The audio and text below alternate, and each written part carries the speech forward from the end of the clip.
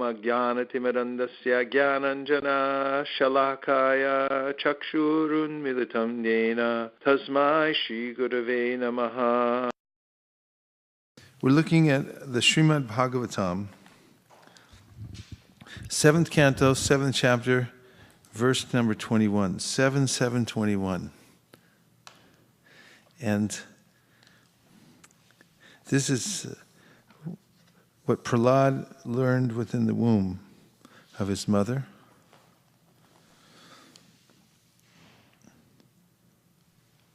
Swarnam yata gravasu hemakara. Swarnam yata gravasu hemakara. Kshetreshu yogais tadabhignya apnuyad. Kshetreshu yogais tadabhignya apnuyad. Kshetreshu deheshu tatatma yogar. Kshetreshu deheshu tatatma yogar. Adhyatma vid brahmagatim labheta. Adhyatma vid brahmagatim labheta. Swarnam yata gravasu hemakara. Kshetreshu yogais tadabhigna apnuyad. Kshetreshu deheshu tatatma yogar. Adhyatma vid brahmagatim labheta. Swarnam yata gravasu hemakara. Kshetreshu yogais tadabhignya apnuyad. Kshetreshu deheshu tatatma yogar. Adhyatma vid brahmagatim labheta. Somebody else like to chant?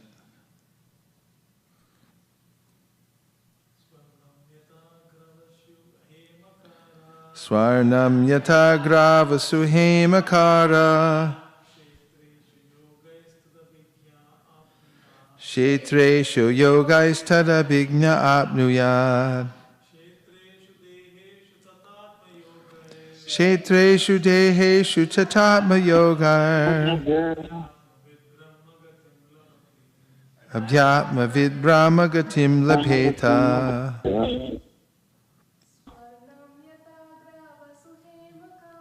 Swarnam yata gravasu hemakara. Kshetreshu yogais tadabhigna apnuyad. Kshetreshu deheshu tatatma yogar. Adhyatma vid brahmagatim labheta. Swarnam yata gravasu hemakara. Kshetreshu yogais tadabhignya apnuyad. Kshetreshu deheshu tatatma yogar. Adhyatma vid brahmagatim labheta. Now we'll do the word for word. Swarnam, gold. Yata, just as. Gravasu, in the stones of gold ore. Hemakaraha, the expert who knows about gold.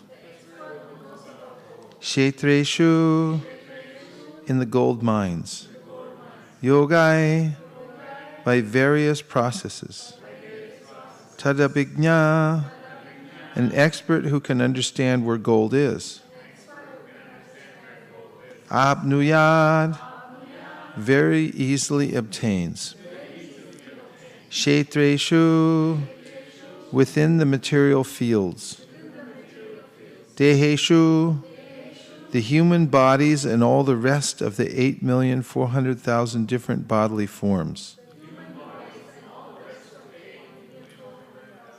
Tata, similarly, Atma Yogai, by spiritual processes. Adhyatmavit, one who is expert in understanding the distinction between spirit and matter. Brahmagatim, perfection in spiritual life. Labheta, may obtain. Translation, an expert geologist can understand where there is gold and by various processes can extract it from the gold ore. Similarly, a spiritually advanced person can understand how the spiritual particle exists within the body, and thus by cultivating spiritual knowledge, he can attain perfection in spiritual life. However, as one who is not expert cannot understand where there is gold, a foolish person who has not cultivated spiritual knowledge cannot understand how the spirit exists within the body. So we say it together? An expert geologist can understand where there is gold and by various processes can extract it from the gold ore. Similarly, a spiritually advanced person can understand how the spiritual particle exists within the body, and thus by cultivating spiritual knowledge, he can attain perfection in spiritual life. However, as one who is not expert cannot understand where there is gold, a foolish person who has not cultivated spiritual knowledge cannot understand how the spirit exists within the body. Purport by His Divine Grace A.C. Bhaktivedanta Swami Prabhupada. Srila Prabhupada Ki. Here is a very good example concerning spiritual understanding. Foolish rascals, including so-called jnanis, philosophers, and scientists, cannot understand the existence of the soul within the body because they are lacking in spiritual knowledge. The Vedas enjoin tadvignanartam sagurum evabhigachet. To understand spiritual knowledge, one must approach a bona fide spiritual master. Unless one has been trained in geology, one cannot detect gold in stone. Similarly, unless one has been trained by a spiritual master, he cannot understand what is spirit and what is matter. Here it is said, yogais tada bignaha. This indicates that one who has connected himself with spiritual knowledge can understand that there is a spiritual soul within the body. However, one who is in an animalistic conception of life and has no spiritual culture cannot understand. As an expert mineralogist or geologist can understand where there is gold and can then invest his money to dig there and chemically separate the gold from the ore, an expert spiritualist can understand where the soul is within matter. One who has not been trained cannot distinguish between gold and stone. Similarly, fools and rascals who have not learned from an expert spiritual master what is soul and what is matter cannot understand the existence of the soul within the body. To understand such knowledge, one must be trained in the mystic yoga system, or finally in the bhakti yoga system. As stated in Bhagavad Gita 1855, Bhaktyamam abhijanati, unless one takes shelter of the bhakti yoga process, one cannot understand the existence of the soul within the body. Therefore, Bhagavad Gita begins by teaching, Dehinosmin yata dehe komaran yovanam jara tata dehantara praptir tiras tatra nahuhyati. As the embodied soul continually passes in this body from boyhood to youth to old age, the soul similarly passes into another body at death. The self-realized soul is not bewildered by such a change. Bhagavad Gita 2:13. Thus, the first instruction is that one should understand that the soul is within the body and is transmigrating from one body to another. This is the beginning of spiritual knowledge. Any person who is not expert in understanding this science or is unwilling to understand it, any person who is not expert in understanding this science or is unwilling to understand it remains in the bodily conception of life, or the animalistic conception of life, as confirmed in Srimad Bhagavatam. Yasyatma buddhi kunape tridhatuke sa eva godkaraha. Every member of human society should clearly understand the instructions of Bhagavad Gita, for only in this way can one be spiritually elevated and automatically give up the false illusory knowledge by which one thinks, I am this body and everything belonging to this body is mine, aham mameti. This doggish conception should be rejected immediately. One should be prepared to understand the Spirit Soul and the Supreme Spirit, God, who are eternally related. Thus one may return home, back to Godhead, having solved all the problems of life. This is ending on a very nice note. Having solved all the problems of life. So, in the Bhagavad Gita, 15th chapter, Krishna describes how a person who is trained in knowledge can see how the soul exists in the body and how he leaves the body to take another body. But he says that someone whose eyes haven't been trained in knowledge can't see this. And jnana chakshusha is the phrase Krishna uses, that the person's eyes are trained in knowledge. So here's a very striking and practical analogy that Prahlad Maharaj is giving us, that a geologist can, through studying the earth and its various patterns and formations, understand where there are certain kinds of minerals and wealth within the earth. In fact, companies hire such people who have studied geology to go out and search for oil and so forth. And they can tell where to dig and where not to dig. They can say, make your investment here, don't make it there, because you waste your time and money. So they make a calculation. They're not always exactly right, but high enough percentage of the time, because they're trained to know where the mineral formations are. Because of previous experience, they know these things. So Prabhupada used the word investment. They know where to invest. So this material world, Prabhupada describes elsewhere, is a bad bargain for the spiritual soul who really wants something else but is getting substandard happiness in this material world. We are stranded in a desert and we need oceans of water, but we get only one little drop, and that's not enough. Elsewhere, Prabhupada describes the material world as a colossal hoax. So that's a pretty bold statement.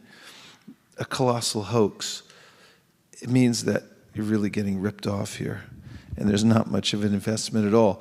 And people are investing everywhere.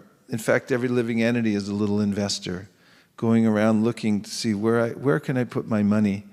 Everyone wants a chip in the big game and try to get something for themselves. In fact, the Srimad Bhagavatam describes the material world to be the forest of material enjoyment. And the living entity comes here as a merchant, and he thinks, let me get my wealth here in the material world. But he gets lost in the forest. And while he's lost in the forest, he's harassed by many living entities who are envious of him and who disturb him in all different ways. There's gnats and mosquitoes and crickets and so forth, and other envious animals in the forest who try to devour him. And he really doesn't get anything for his investment in the material world. So when one comes to knowledge, he knows exactly where to invest. And this is the point of culturing knowledge, getting an understanding of where my real investment is. Find out where to invest. And then put your whole heart into it. Otherwise, one may make the wrong investment, or if one isn't fully convinced about the difference between the body and the soul, and that my real wealth in life isn't to be found in this material world, one may dabble in spiritual life, but not take it fully to heart. But one who is fully convinced that there's nothing to be had in this material world. There's no investment here. It's a ripoff. Nam vina kichu nahi ko oro choda bhuvana maje. Bhaktivinoda Thakur says there's nothing to be had in this 14 worlds except the holy name. What if one was actually convinced of that? There's nothing to be had here in all the worlds except for the holy name. Then one would change one's pattern of behavior in order to invest fully in the holy name. Now there's some place, according to the Shastra, where you can dig and actually get something. And that process is given by Sri Chaitanya Mahaprabhu. And Krishna himself, that process of chanting Hare Krishna, investing in the holy name. In fact, some people who apparently have nothing else in this world are completely satisfied with the holy name, or they have everything in this world, and then when they have a taste and understand that their real investment is in the holy name, they give up everything else. This is described by Srinivasacharya in regard to the 6 Goswamis of Vrindavan. Tyaktvaturnam ashesha mandalapati shrenim sadat tuchavat. Tuchavat means they considered the material world insignificant. No investment here, nothing more to be had. And they gave up what everyone else wanted. That is, Turnamashesha Mandalapati. Mandalapati means they were in the center, they were the center of attention, that's one thing. And they had all the wealth in the world. They had opulence and power. But they considered it tuchavat, insignificant. And they gave it up for the sake of following Sri Chaitanya Mahaprabhu and taking to the process of devotional service. And so, as investors, we have to be astute. Otherwise, we'll put our money in the wrong place. We'll put our energy in the wrong place. We all have a certain amount of energy to invest in this lifetime. A certain number of minutes and seconds and hours and days and weeks that are given to us. And then it's our responsibility, especially in the human life. We're given a great responsibility. Just like if a father gives his son some money and says, okay, now make something of this. You make something of this and you come back and then you can get more. Or he gives it and then it's squandered, and then how much more will he get? So the spiritual practice is very serious. One of the reasons we practice the regulative principles is so that we can be responsible for the investment that we're making.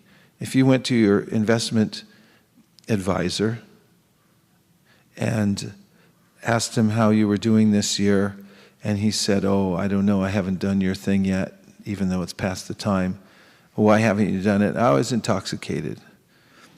I had a little too much to drink, and I couldn't get around to looking at your portfolio or doing your taxes or anything like that. You wouldn't invest with him anymore. So similarly, we're given a certain responsibility to invest our own time and energy. And if we become intoxicated by material life, or literally intoxicated and become whimsical with our time, then we're not given much more to invest. And the more that we do responsibly invest every second. In fact, this is one of the symptoms of someone who's becoming spiritually minded or advanced spiritually, is that he or she is eager to invest every second.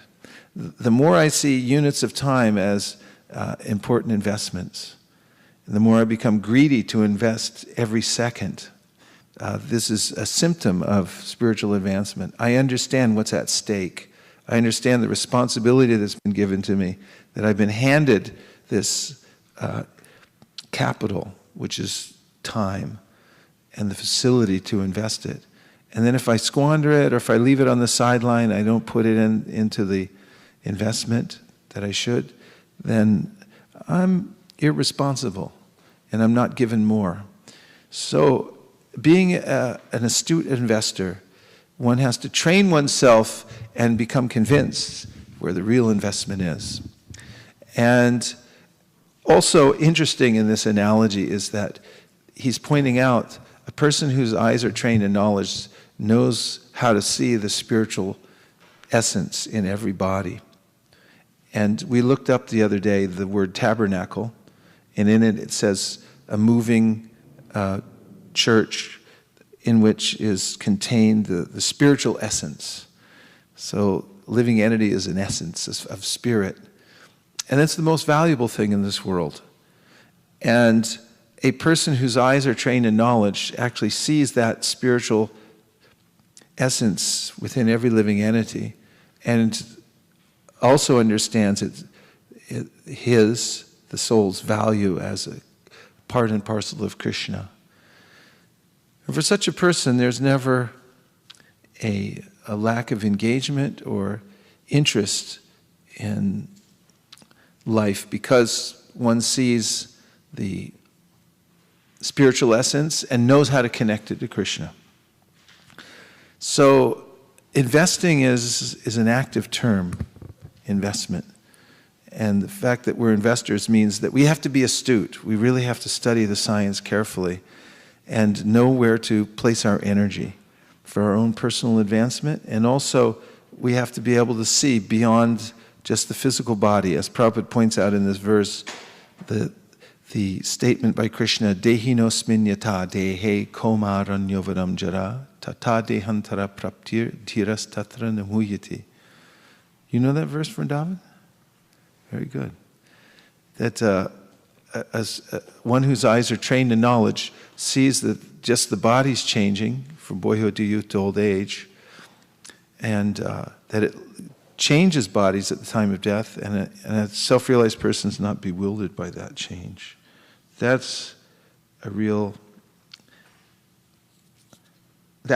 advanced to be able to do that. So, our most valuable asset is our sincerity. Prabhupada points this out many times. So we also have to mine our own hearts to find that sincerity. Because when we have located it, there's a way in which we can use that as an investment. It's the most valuable of commodities, sincerity. And finding even one trace of it in our hearts and gives us a down payment in spiritual life. More than down payment, a huge investment, a huge capital to put into our spiritual life. Those that don't have sincerity, Prabhupada throughout this purport is calling them fools and rascals. They may make so many other investments and put together all kinds of other capital, but it's counterfeit. The only real thing is our sincere desire, intense desire to know Krishna. If we can locate one molecule of that desire, then we move forward in spiritual life very handily. And in fact, Rupa Goswami says that this is the main capital for spiritual life. Krishna ras bhavito mati, Krishna bhakti ras bhavito mati, kriyato yadi kritopi labhyate, tatalolyam api mulyam ekalam janmakoti sukritirna labhyate.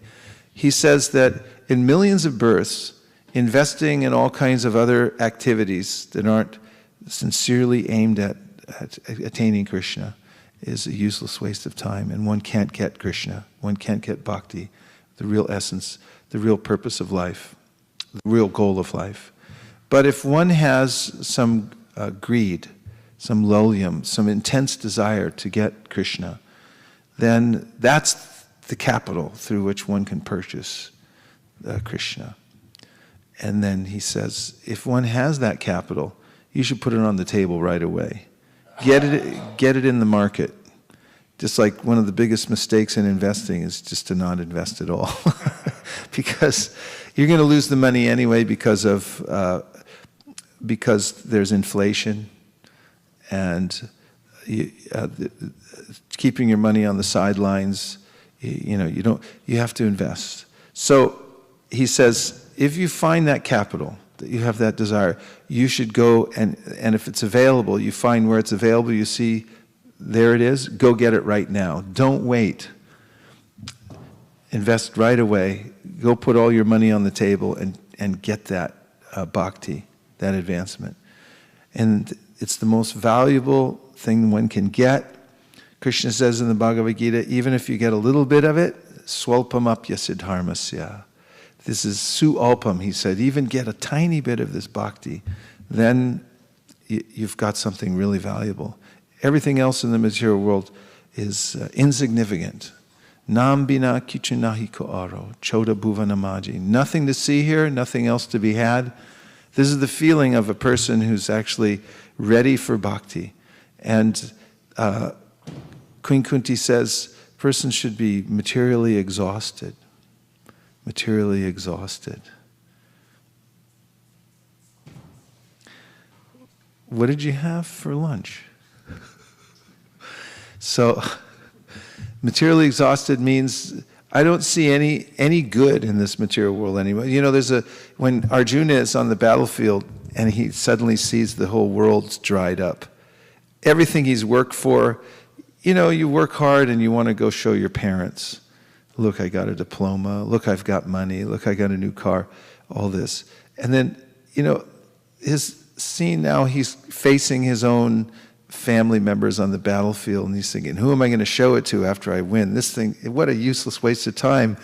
And he feels that the whole world's become barren for him, no longer interested. Then he turns to Krishna and says, so now, please instruct me, what should I do? There's a way in which when we become materially exhausted and we feel like all the investment I've made in the material world is simply a waste, and there's nothing of value for me here, this material exhaustion. And no more, I'm not trying for it anymore on the material side. No more real impetus. I'll maintain. I'll do what I can in an excellent way, but I'm not putting in my optimism, I don't have optimism in my heart for advancing in the material world. I have a sense that whatever's going to come will come of its own accord, and I must do my duty dutifully, but I'm not going to invest in the material world. And one who has that feeling and then can locate one's sincerity for spiritual life and put that investment into the market, into the spiritual market, as soon as possible, then we'll see that will be the best investment one can make. In fact, sometimes, if you get, matching grants and people who back you if you put in your investment, Krishna is ready to back you if you make the investment. You put in a little, Krishna will put in the rest. He's ready to put his capital behind you. If you're ready to enter the market take the full risk of entering this market, the market of bhakti, then Krishna will back you with all his capital. But if you go into the material world and try to make a go of it there, then you're on your own. That's the problem.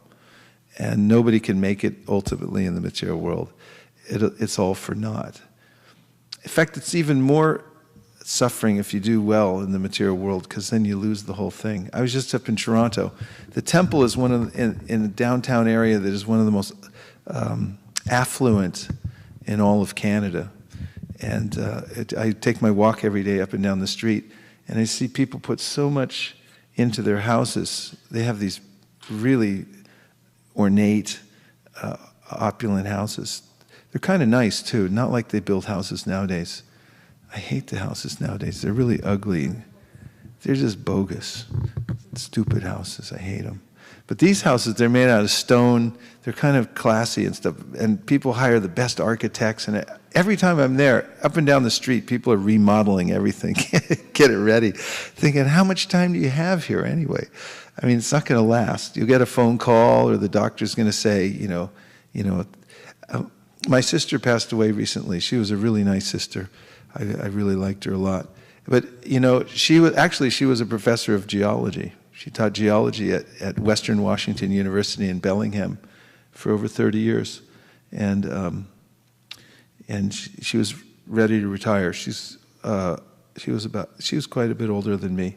She was 71 when she passed away a few weeks ago. And she had just got the same week that she got her retirement letter and all the benefits that go with that for being a full professor, she also got a letter from her doctor saying that she had pancreatic cancer. Same week, actually, like 1 day difference.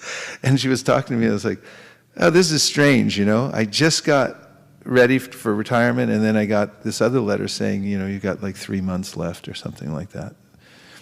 And so this is the material world. The investment here is very shaky, and all the sadhus and Krishnas, everyone's saying, don't do it. It's bad investment. Invest over here.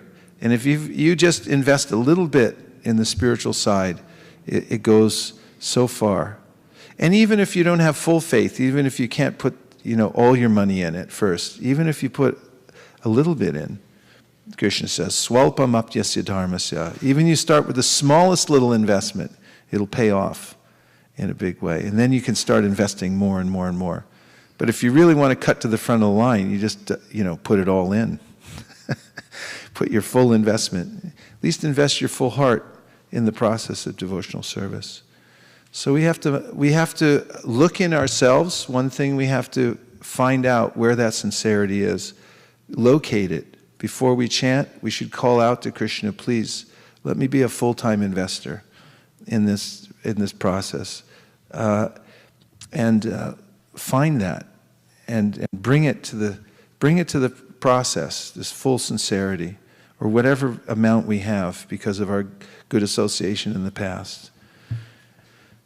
And then also, invest in the spiritual advancement of others. That is, help them, help others. This is actually the best kind of worship that one can do for Krishna, is one who has this knowledge that the living entity is not the body, is actually a spiritual soul. One who can see this can then do some valuable service. Otherwise, the service misses the mark, keeps missing everything. But if one knows, within the body, I see the spiritual soul, he has certain needs that can't be fulfilled in this world. He can't even touch the soul here in this material world with any of the commodities that are available. And so, if one knows that, one can do the highest good for people by connecting them to the real investment, getting them into a real business. What's it going to take to get you into a real business today, John? We got a real we have a real opportunity for you. It's funny, investment companies will call up and they try to get you to put your portfolio with them. They want you to invest with them. That's what we do. We go around, we try to convince people, what's it going to take for us to get your portfolio moved over here to Bhakti. You're going to get a much higher rate of return on your investment and the benefits. And what else? Zero risk. And zero risk. Actually, in the end, it's all gain and no risk. Material world's all risk and no gain. Is that Ramananda? Ramananda? Was he appreciating? That's nice. Okay. So, yeah, this idea of investing, I just really love it in this purport. The idea of the geologists, they see the world differently. When geologists look around, they can see the earth differently than we do. They see there's opportunities. When we train our eyes in knowledge, we'll see the opportunities in bhakti also. Great opportunities. Where to drill down, where to get the real value in life, and so forth. Anyway, you get the idea. Okay, so you had a question or a point. Thanks for... Or did you want to get your portfolio moved over? I actually wanted to ask you, Prabhu, to define sincerity, and you said some of it is greed for the holy name? Yeah. Yeah, the greed comes naturally if one has ruled out all other possibilities. In other words, if you really believe something's there that's valuable, you start to get excited about it. When you have an idea that there's something in it for you. I mean, as Shukadeva Goswami says in the 14th chapter of the 10th canto of the Bhagavatam, that every living entity is actually self-interested. It's just that we don't know what our real self is. And so we keep investing in ourself, but the wrong self. The body is also called the self. Atma is defined as body, mind, and spirit, these three things, because the soul is so embedded in the body, it really appears that this is myself. So I invest in a lot in my body, right? People invest a lot in nail polish. It's one of the biggest investments in the world. In fact, if we took all the nail polish and just put it all in one big container, it would be gigantic. I mean, there's a lot of nail polish in the world. Why? Because this body's an investment. I have to take care of my nails. You know? There's a lot of nail salons in the world. And everything else, every street you go on, the most opulent streets, they just redid the Burlingame Avenue. They must have spent millions of dollars putting in this cobblestone and all this fancy stuff. It looks like some, upscale place that you really need to be. And if you analyze what's up and down the street, you'll find out it's clothes and food. The food goes in the stomach. There's a stimulation of the tongue and the gastric system for a little while, and a little ambiance in the restaurant. You could talk to people and kind of feel like, and mostly I hear the conversations if I walk by, they're very superficial. No one's really talking about the same things that the Sanat Kumara and Narayana Rishi and things like that are saying. It's all, who said what and how I looked, and I should have said this, and I was embarrassed, and he's an idiot. And these kinds of things people are discussing, very superficial. Not a lot of heavy things going on in those restaurants. It's not like a place, where you come in a concentrated energy to talk about spiritual life. And clothes, I mean, it's actually kind of, in a sense, a little bit, it's ostentatious. The way there's clothing shops, it's to cover the body. But we spend millions and millions of dollars, and half of it gets left in the closet with the tag still on it, at least in affluent societies. I've seen this. People buy shoes and clothes and stuff, and the tags are still on it. And then it gets old. The style changes after a year, so then they give it away. Mostly the Salvation Army. You know what the Salvation Army does? They bundle it up like bundles of hay, and they send it back to the countries where it was made, mostly Bangladesh. And there they sell it back to the people who made it. And there's this constant, changing. Anyway, I'm just saying it's very superficial. So let's see, back to your question. This sincerity, what is it? Actually, the word sincere means sansari, it means without wax. Because previously, when wax was mined from the quarries, the most valuable wax was when the marble was mined from the quarries, the most valuable marble was that didn't have any lines in it. And so unscrupulous people would take marble that did have lines, and they'd chisel out part of it, and then they'd fill it with white wax, so it looked like it was the expensive marble, and they'd sell it for the higher price. And then it would melt later on, and you could see that it was fake. So, sincerity means without wax. We're not trying to embellish who we are, but we accept whatever position we're in now, and we try to make progress from that actual position that we're in without any pretense. No wax. And when we're focused, and why does that lead? I was getting to the point of why one will have a greed for devotional service.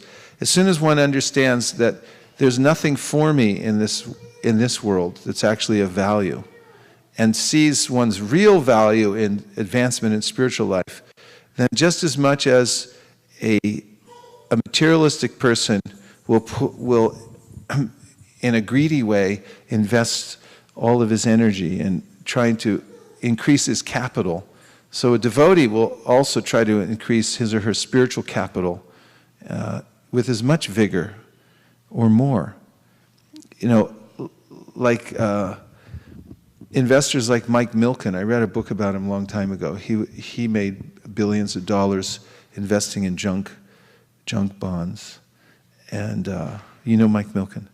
Yeah. So anyway, Mike lived in L.A., and but he had to invest in the stock market in New York, so he had to get up a lot earlier than everybody else.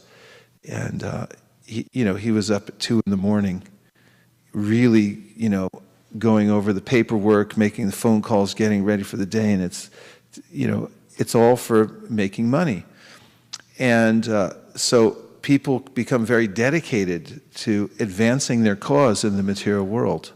But if one's materially exhausted and realizes there is no cause in the material world that is worth putting that much energy into, one may then stop trying. But if one realizes there's an investment in the spiritual world, you can actually make advancement if you put your investment in spiritual life, and it's permanent. You don't get to keep what you invest in the material world, ever. But in spiritual life, you actually get to keep it, and it's real advancement. It's something you didn't have before, and you can move ahead. And therefore, Narada Muni says, Tasyaiva heto prayateta kobito nalapyate tad pramutab uparyada. Don't invest in the place where you're going to lose it anyway. He said, invest in devotional service and spiritual life, because that's permanent. That you actually get a huge return on your investment, and you can move ahead. So that's exciting, and one can become as greedy, more greedy than the greediest of materialistic people who are trying to advance their cause. A lot of people don't try hard in the material world because they think they can't actually get ahead. But somebody has a little intelligence, and they figured out how to work the system, and they know, they have this sense, I can really do this. They put their whole heart into it, and they really try for it, and to get ahead. So if one is convinced, I can actually make advancement in spiritual life, and sees the means to do it, and understands very clearly that this is all possible, one can become very greedy. And that's why Rupa Goswami said, as soon as you figure that out, go for it. Put as much investment into it as you possibly can. As soon as you figure it out, run to that. He's saying, run, go do it. Put your money down. Since use the capital that you have, this greed for getting devotional service, for advancing to the spiritual world. I mean, there are descriptions of what the spiritual world's like, and what our real identity is in the spiritual world. And when one knows that, I mean, just like if you're wandering, you're lost, you don't really have much impetus to move around very much, because you know that it's wasted movement. But once you actually see your path home, I've had this happen before. I probably told the story. I got lost in Tokyo once. I went for a long walk, and I was walking along, and I was chanting. I was really happy, and I was thinking, boy, I really like to chant and everything. And then I was following the river, and then when I came back, I didn't know the river split, and there were 2 rivers. So I was following a river. I figured, how can you go wrong following a river? And on the way back, I was following the wrong river, and I was chanting, and then I was like, this really doesn't look familiar. And I got lost and confused, and then I noticed the quality of my chanting changed. Instead of being like, whoa, I love chanting, I was like, Krishna! Because our flight was going to leave, I was late, I had nowhere to call, anything like that. So, and then, I was trying to find my way back, but as soon as I realized where I had made the mistake, and I saw the path back, I saw some familiar surroundings, there was this different surge of energy that I had, which was no longer panic or, searching this way and that. I just was fully confident, and I said, that's it, and go, and a new energy in my step, that I'm going back. I know where I'm going now. Boom. And this is one whose eyes are trained in knowledge and comes to know what is the path back, and actually sees it. I see the road signs, I see it's happening, I believe it, I understand it, I'm seeing it for myself. They have full volition. They use their full volition to go back. And the energy that they put out, it's palpable. They're not wasting any time. They're on the path back to Godhead. They can see it, they can taste it, everything's there. And they know that every second counts. They become greedy. I have to use every second to get this. It's exciting, actually, exhilarating. And the possibilities are endless. It's not like the material world. When you get there, there's this sense that it's not going to be as good as you thought, and you're going to lose it anyway. But in the spiritual life, it's beyond what we can imagine. The returns are beyond what we can imagine. That's why Krishna's name is Vanchātita, because he fulfills one's desires beyond what you can expect or even desire yourself. That's a pretty good investment. Chaitanya Mahaprabhu says, no more investing in the material world. Na dhanam, na janam, na sundarim, kavitam vajagari. He names everything everyone's looking for in the material world and says, I don't want any of that. What did he say? Na dhanam, na janam, na sundarim, kavitam va jagadisha kamaye. So Jagadisha, he's talking about the Lord of the universe, everything that's under this creation, that's been under the control of Jagadisha kamaye. Mama janmani janmanishvare bhavatad bhakti rahaitu ki tvai. Just bhakti, it's the real thing that he wants now. Nothing else looks like it. Nothing else has any value.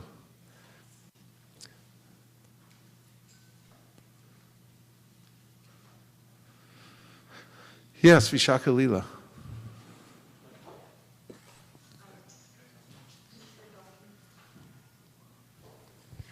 You're talking about Mike Milken. So, Mike, yeah. Yeah, so this was in the year 2011.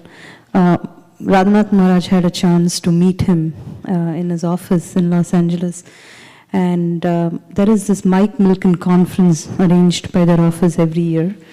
And during that meeting, Mike Milken told Maharaj that we have all these different bankers and investors who attend that conference. Why don't you come and give a talk to these investors? And Maharaj was very happy to do that, and he was wondering what he could speak about. And Mike Milken suggested you can talk about spiritual investment. And Maharaj gave a early morning session, and he spoke about meditation, and he was talking about the same subject as to he introduced the chanting of the holy names, and then he said that's the real investment that you could make in order to get eternal benefit. And it was well received by the audience. Nice. Yeah. The other point in this purport that strikes me is that there's a chemical process. Once one identifies where the gold is in the ground, then one has to extract it from the rock. And Prabhupada mentions a chemical process here. So there's all kinds of ways. In California, we're in the land of the gold rush, 1949. That big gold rush, people heard there was gold in the hills, so they came from all over the world to stake claims, especially up in the Sierra Mountains, that they would mine for gold. Actually, who got the richest in all that was the people who sold concessions. Levi Jeans and all the people who had, they were like the 7-Elevens of the world, that were selling to all the miners that were coming in. Very few miners, percentage-wise, actually made a lot of money. But the people were selling concessions. It's good to keep in mind. But they were mining, for gold in all different kinds of ways to try to get the gold ore out of the ground. And then, over the years, people become more and more sophisticated about how to extract gold from the ground. Actually, the occupation of a Hiranyaksha, gold eye, that's his name. Hiranyaksha means gold eye. There was a movie back in the 60s, it's called Goldfinger. It was a James Bond movie. And it was, obviously like a Hiranyaksha kind of character, only modernized. But Goldfinger, because he was only interested in gold and such. So Hiranyaksha, his eye was for gold, where to find gold. And Prabhupada mentions how they threw the planet off of its normal tilt because of mining so much. Mines nowadays, there's so much wanton destruction of the earth for the sake of extracting all kinds of natural minerals and stuff like that, that they destroy everything in this path. But this is this was the impetus, all kinds of people just trying to grab as much as they could. But the point is that for devotees, there's also a process for mining that sincerity. And sometimes, because it's so much embedded in amongst all kinds of other stones, anartas, and things like that, one has to have a chemical process to extract it. You have to extract it. So one of the things Prabhupada says is the devotee should keep his or her eyes trained to spot offenses. And then he also describes, well, you're so far back there, why don't you all come on up? You can come up closer. Look at all the space up here. Everyone's welcome. It's much better up here. Come on up, take the front row. Just try it as an experiment. See how you like it. Thank you. Yeah, so there's a description of the anartas given in the Chaitanya Charitamrita, especially in the section of the cleaning of the Gudicha temple. And there, Srila Prabhupada quotes his spiritual master in describing various kinds of anartas. So imagine a mining process where you have to take the gold out of the rock, right? So our sincerity, it might be embedded in all these other things. And interesting, in the Brahma Samhita, one of the purports, it's mentioned that if one has mixed devotional service, that means that one has some pure devotional service, because it's pure devotional service mixed with something else. So what you need to do is get rid of the something else. Anyabhilashita shunyam jnana karmanyadavritam anukulyena krishnanu shilanam bhaktirutama. It's a purification process, extraction process. We're trying to get rid of all the other things. Cheto tarpana marjanam. You have to purify the heart of all of these other unwanted impurities to get the real wealth, that sincere purpose to serve Krishna, the bhakti. One uncovers one's real identity, and that is that I'm a servant, I'm a servant, I'm a servant of Krishna. Then one has real impetus and value in life. So one thing is, one should, just like a geologist is trained to see, what's the useless stuff and what's the real thing, and learn how to separate the two. So a devotee has to do that also actively, just like the geologist has to become very active in there's where it is, now it's mixed with this thing, how do I get rid of the impurity? So training one's eyes to spot offenses, that's one thing. Also to recognize the various kinds of anartas. And there are many different varieties of anartas that pop up. I heard something that really inspired me when I was in New Vrindavan. Who was giving the class? It was Rameshwar. He was saying that sometimes devotees feel discouraged because they feel like I have so many anartas, and they're so persistent that no matter how hard I try in bhakti, the old habits keep coming back and so forth. And he said, look when you practice something, you develop muscle memory and you get really good at it, right? He said, so how many years, lifetimes, eons, millenniums, eons, has one been practicing sense gratification?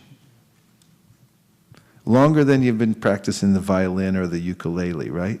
Or the clarinet. What do you all play out there? And so I've practiced for so many lifetimes. Obviously, that muscle memory is there. Vasana. There are all these impressions from previous tries at sense gratification that come up. So don't be discouraged. Just know that those are very persistent. But the process of bhakti and extraction is given by the great acharyas. It said, for instance, in the Nectar of Instruction, Rupa Goswami says, here's 6 things that you should do. Here's 6 things that you should never do. Like really good direction. These are scientific. You can take these and line them up and say, okay, I'll practice these 6 things and I'll avoid these other 6 things. That helps the whole process. One thing I realized the other day, I was just thinking about the importance of concentration and how rare it is. This is another rare commodity, and it's something you can practice and get good at. is concentration, focus. It's good in any sphere, but in bhakti it's very powerful. Akama sarvakamo va mokshakama udaradi tivrena bhakti yogina yajeta purusham param. There's this tivrena bhakti. You can have bhakti that's sort of like, okay, I'm kind of into this. But if you become tivrena bhakti, you're like completely focused on what you're doing, then it's very powerful. That focused ray, beam of energy, of a spiritual, endeavor, that becomes very powerful. And so, learning to focus. And I was thinking of it in these terms the other day, that there's so many distractions, and maybe you can't do it all at once, but if you start to build firewalls around you so that you're insulated from a lot of the really major distractions in life. Like, for instance, if there's internet, I think, is a big distraction these days, and there's light, because I notice bugs, they go for the light and they bang against the glass until they die, and that's what happens. You look at the screen of the TV, it's like, or the computer, it's like the eyes, like bugs, boom, boom, boom. So be careful, what you look at. So I was just realizing, if I click on that site, I can lose time. I can lose a second, a minute, 10 minutes, an hour. So wall it off. And try. Just say, that one, there's a wall between this and that. No more going there to that at all. And then you gradually build yourself into a focus area, where this is my main focus, and also replace those things that distract your focus with something that is valuable. Like, anytime there's an urge to do something that's time-wasting, replace it with making progress in reading the Bhagavatam, for instance. Something like that. Yes? Trisham. Hare Krishna, Prabhu. Hare Prabhu, very nice to hear your points about investment. I think that sounds very nice to hear them. And I was just thinking about what you just said about looking at a site and not going for something that can waste time. So what I've seen is that, with me, is that whenever I even give my mind like few minutes, let's say there's a site and I say, probably I'll just take a look at for 5 minutes and then stop. And the next thing I know, it's already 45 minutes or something. So right. So there's a powerful realization in ruling that one out. Say, I won't go there at all. And then see, how do I feel now? I feel better, actually. And I'm not, I feel like I have more integrity, I have more time, certainly, and so forth. And so you have to make it an active process to wall yourself off from those things that are major distractions. And don't become addicted to distraction also, because that's something, if you allow your mind, like a little child, if you don't give the child superior engagement and guide him or her, then gradually they become addicted to doing whatever they want, and they can become spoiled in that way. So the mind is a similar way. But it's altogether possible through incremental improvements and making a goal to be focused, to make advancement, to make improvement in that area. And it's very valuable. Even an extra minute or 2 minutes or 5 minutes a day gained in a very focused practice of bhakti is a huge investment. It's a huge investment with big returns. What to speak of if you can incrementally get so you're investing your full energy and attention in bhakti all day long, then you'll be completely satisfied and happy and extremely wealthy and valuable. Yes, Prabhu. Thank you for enlightening us. We had a couple of weeks ago, we had an experience in Chicago. The focus point of it, His Holiness Bibi Gondaswami Maharaj was here, there in Chicago for a couple of days. And in the temple, he gave very inspiring class along with His Holiness Rampad Maharaj. After that, we had a couple hours of kirtan. And the way he organized is, he told us to repeat and also hear what you chant. So that kirtan, everybody was immersed in kirtan. And, so we had so many difficulties, this pain. That day, the experience was, everybody forgot that they're a body. Everybody felt that was on a different platform and jumped and danced and everything, and then finally said, where are we? I didn't even know, where are we? That kind of experience we had just by hearing the holy name and focusing on what just Maharaj directed us. So then that came to our mind that, this is the way we need to go, because, if we would have heard kirtan, we would have heard anything, but that day, I don't know, Kishori's mercy and Maharaj's mercy, everybody was immersed, and everybody was telling, we can even 24 hours hear this kirtan without eating also. So that was a kind of a focus and experience what we had. Nice realization. Yeah, it helps if you have, someone who's a big investor and, has that kind of focus and greed, and it tends to pull us along. And definitely the big kirtan experience is transformative. There can be a group recognition that you've, crossed beyond the bodily conception. Even I was reading about Natya Shastra recently and how, because it's foundational in Rupa Goswami's development of the whole process of rasa and how he describes it in the Nectar of Instruction and Nectar of Devotion, Bhakti Rasamrita Sindhu, and how the theories of Natya Shastra, which describe drama, and how one can achieve a transcendent experience through drama.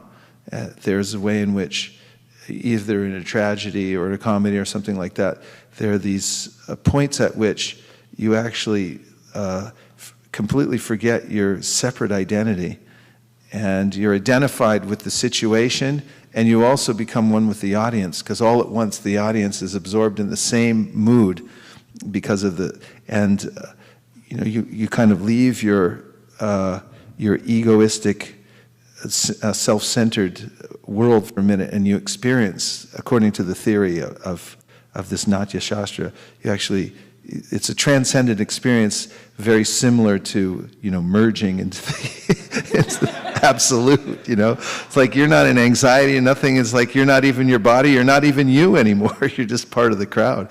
That's part of the reason I actually heard an interesting interview about this years ago about why people like to go to these big soccer matches.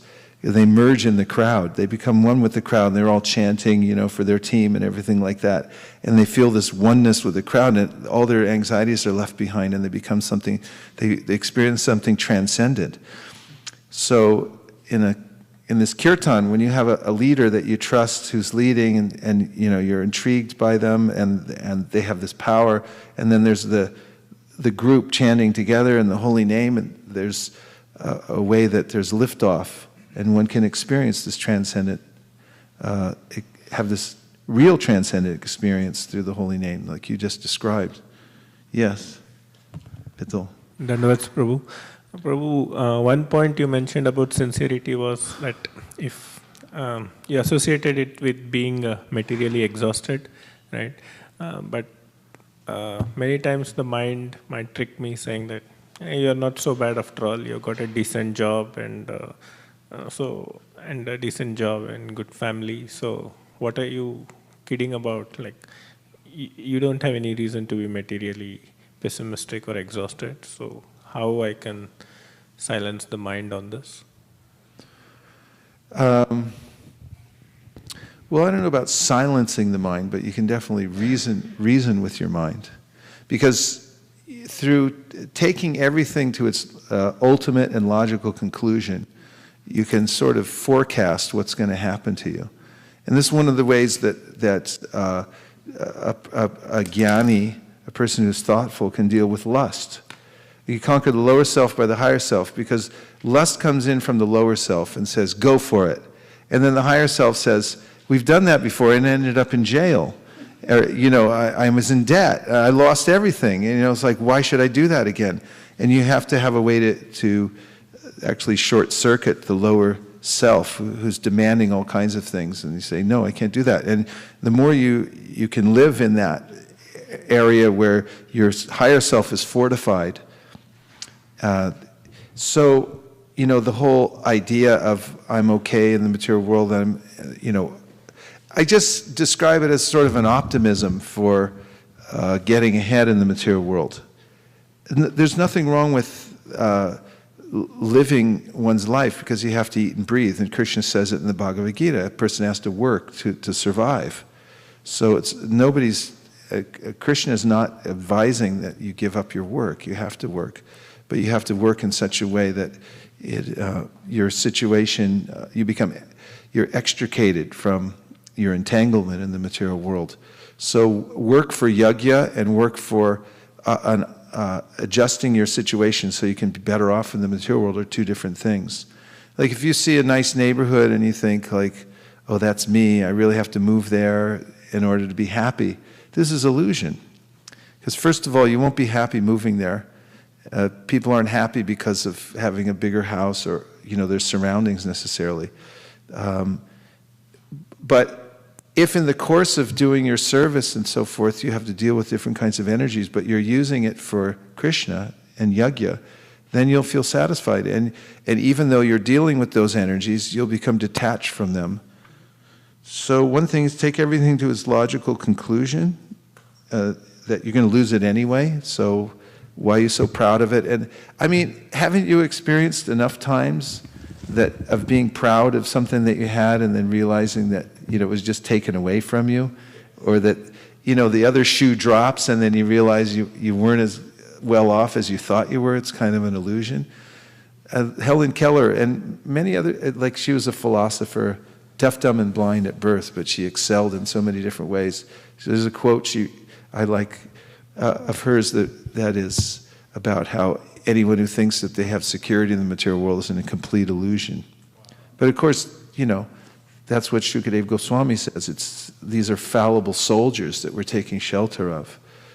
So one should develop a sense of that, that, you know, I'm dealing with borrowed time, borrowed energy, and I should use it dutifully. Just as if I was, as I said in the beginning, if somebody gives you money and says, invest this, do the best you can with it, and then, you know, you leave it on the porch and you forgot it and someone steals it, you know,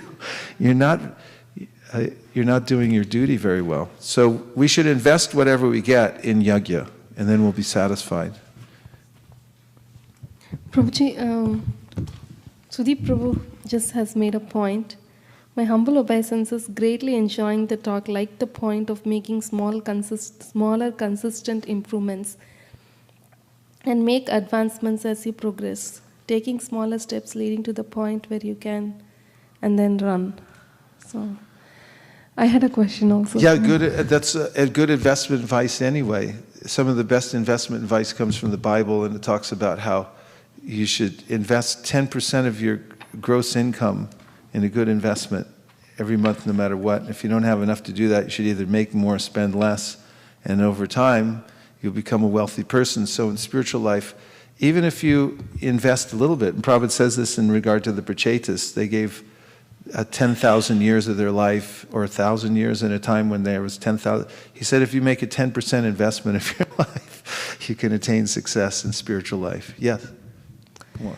Yeah, I think you answered, but I still ask, because sometimes even if we are sincere and we want to do the full investment, I'm not sure if it is even possible, because sometimes considering the peers and relatives and all that, I cannot like opt out of whatever is considered as success and then go back, because, and if I don't have that much strength and the sincerity is solidified, it really feels like you'll lose either both materially and spiritually. So how does one like make that step and get off the ground and start? Yeah, by incrementally investing what you can at each part of your life, you'll end up with a good portfolio at the end. There's different times in your life, you'll have different perspectives. You know, when your parents die, both my parents are gone, and now my eldest sister's gone. And I have a different perspective of the world now than I did when they were all alive. And Prabhupada writes about this in his poetry. When he was sitting in Vrindavan, you know, he was moved on. He moved on, and everything else moved on too. That helps. And he was saying, where is my mother, father, all these loving relatives? They're just a list of names now. That's a different perspective than when you're in the middle of the whole thing and they're going, go little Johnny, you're doing great. You know, you got a ribbon and you got a hat from your graduation and everything. You're really smart. And, you know, later on, there's a way in which those things tend to sort of vaporize, you know, and if you look at them carefully, you keep your base in your practice of bhakti, as you're moving through all these situations, you'll be in a position to actually do something about it. So, you know, investments are like that. Sometimes you put them in and they sit there for a long time and they're compounding interest. And you look back and you go, wow, that 401k is about $1 million now. And I forgot, you know. So our little investments of bhakti over this lifetime really add up. You know, put them into your 401ks, and do they still have those, or did they all go bust? The bhakti investments never go bust. There's always there. But you may forget that those little investments, but they, you know, actually those are some of the best investments. They get on automatic, and they, you know, sort of develop over time. So, you know, we should have a consistent approach to investing in bhakti, no matter what position in life we're at, understanding that we may not be able to withdraw until you're 65 years old, right? You can't withdraw from those IRAs and all that kind of stuff until you're a certain age. So, you know, you may be able to draw on all this investment that you're putting in now. You may not realize it now, but later on, you may have, you know, be able to take out huge amounts of capital and reinvest it in your bhakti. So just keep investing. Be astute and regular. Investors have to have a philosophy. Because people who are not very good investors, what happens is when the market starts going down, they freak out and they jump out of the market and they lose all their money. They buy high and sell low. But smart investors, when everything's going down, they go like buy, buy, buy, because they know it's going to go back up again. They have faith, you know, over time, just relax, it's going to be okay. So, you know, we have to have this consistent philosophy in bhakti. No matter what's happening in my life, I keep buying shares of bhakti.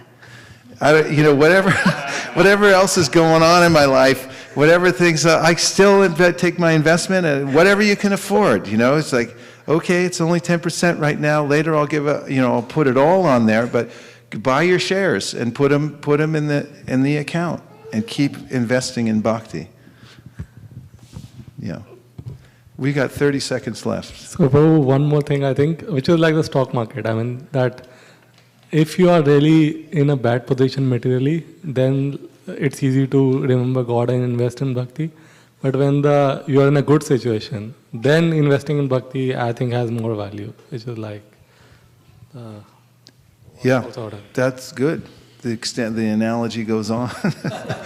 It's a good thing that we can develop, you know, this idea of investing and things like that. It really relates, and I loved hearing it in this purport. It really intrigued me, this whole idea of investing. What is investing, and what are we investing? How much can we invest? So think about it, and take a measured approach, a philosophical approach, and keep doing it consistently, and you'll become spiritual millionaires. Hare Krishna. That's not like Joel Osteen. He's more like, you know, you should be happy in this world and stuff. We're not interested in that. Actually, we're interested in only developing our service attitude towards Krishna. And that's real wealth. That's real wealth. Vanchakalpadurvascha kripasindabevacha patitanam pavanebhyo vaishnavebhyo namo namaha. Srimad Bhagavatam ki jai, Srila Prabhupada ki jai, Gaur Bhaktivinoda ki jai, Gaur Premanande. And now we'll put away all the books and... Vaisesika Prabhu ki jai. put away all the books and stands, and we'll have an artik ceremony. Hare Krishna.